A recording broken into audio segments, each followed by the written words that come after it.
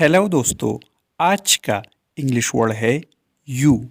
You का क्या मतलब है, आइए सीखते हैं आज की इस छोटी सी वीडियो में।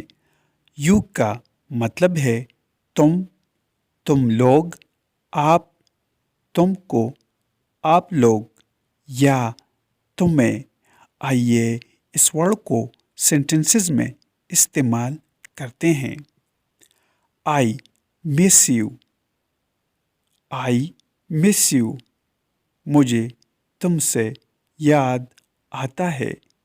How are you feeling today. आज तुम कैसे महसूस कर रहे हो। I trust you. मैं तुम पर एतमाद करता हूँ। You can do it. तुम कर सकते हो।